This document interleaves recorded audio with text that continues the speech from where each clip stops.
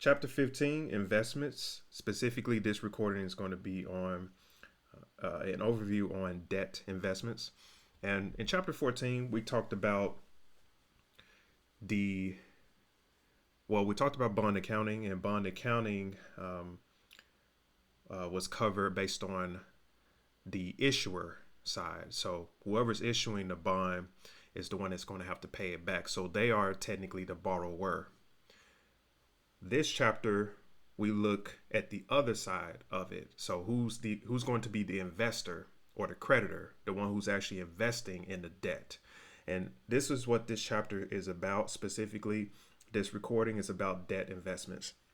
So as you can see here on the screen, we have an example of a bond. And we have a couple of things here that we know about this bond.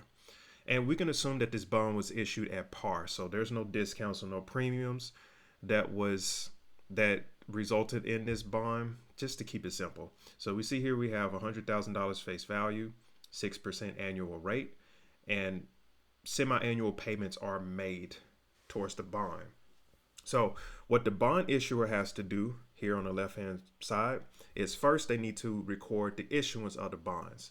So when they issue the bonds to the bond investor, they're going to debit cash because they're going to receive the cash from the investor. And how did they receive it? They received it from issuing a bond, which means that they created a liability for themselves. So the other side to this other account that's affected is going to be bond payable. And as you can see here, bond payable is credited for $100,000. That is going to increase the issuer of the bond's liability account. And so for number 2 and 3, this is where the semi-annual payments are made and it's reflected in the issuer's general journal. So the first thing you need to note here is that when you see 6% annual rate, yes, that rate is computed at an annual rate or is stated at an annual rate, meaning that since semi-annual payments are made towards the bond, which is going to be towards interest on the bond, you have to now divide that by 2 or break it down by 2. So you take $100,000 multiplied by 6%, that gives you your $6,000. Divide that in half, that gives you $3,000. So that's the first half of the semi-annual payment that's made. And in order to reflect it in the general journal, you're going to debit bond interest expense for $3,000, credit cash for $3,000. The cash went out to pay on that interest. And the same thing applies for the second part of the semi-annual payment that's made. Same thing. So what you see here for numbers, 1 through 3 was covered in chapter 14, specifically in bond accounting. So we move on to number 4. Number 4 is the entry that is made once the bonds reach its maturity. And so that face value amount is going to be paid back to the investor. As you can see here, that's going to eliminate the liability on the issuer's side by debiting bonds payable for $100,000, crediting cash for $100,000. Okay. Now, the investor, it's going to look pretty similar as far as how the entries are going to look in their books, because they are going to be investing in the debt, because this is a debt investment example for a bond investor. So it's going to be flipped. It's going to be slightly different. So the issuance of the bonds needs to also be recorded by the bond investor. So as soon as the bond investor receives this bond certificate from the issuer of the bonds, they're going to go ahead and also record the issuance of the bonds. And so the bond issuer is the one that's debiting cash because they're receiving the cash from the investor. What the investor is going to do is credit cash for $100,000. This is their investment. And what is it for? It's for debt investments.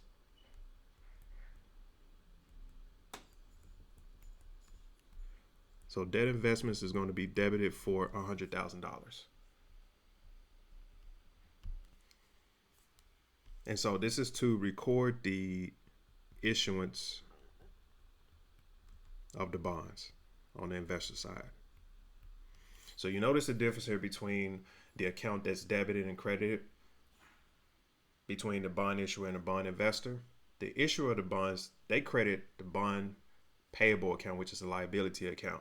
The bond investor is going to debit debt investment account. So that is an asset account for the bond investor because they're actually investing in those bonds. It is debt too. So interesting. So number two, now the bond investor is actually going to record the semi-annual payment that was made from the issuer that they actually received as revenue.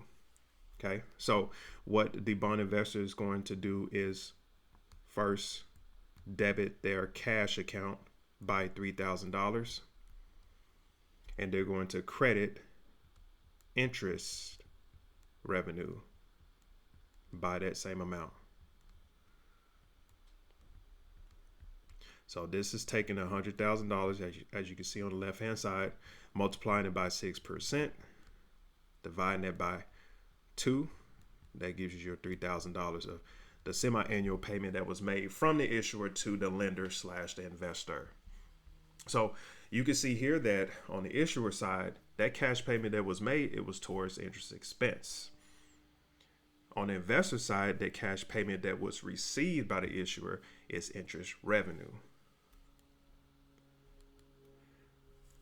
So this indeed is the first of the semi-annual payment that was received to the investor. And number 3 is going to be the same exact entry as number 2. Debit cash for $3,000, credit interest revenue for that same amount. All right. And this is the second half of the semi-annual payment that was made or that was received by the investor. And then for number 4, the cash is going to be received from the issuer. And so cash is going to be debited for $100,000. And the credit is going to go towards debt investments.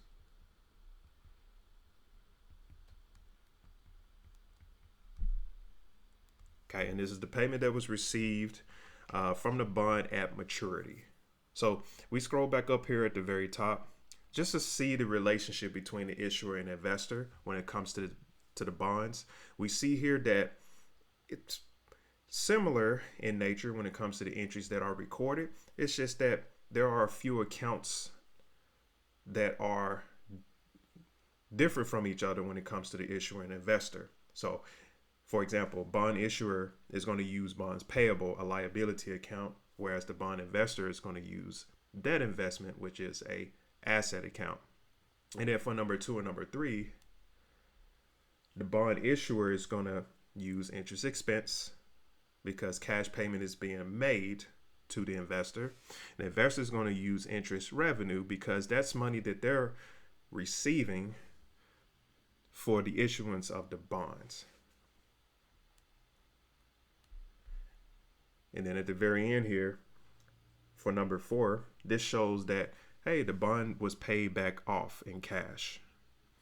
So bonds payable is going to be debited, debt investments is going to be credited for the issuer and the investor respectively.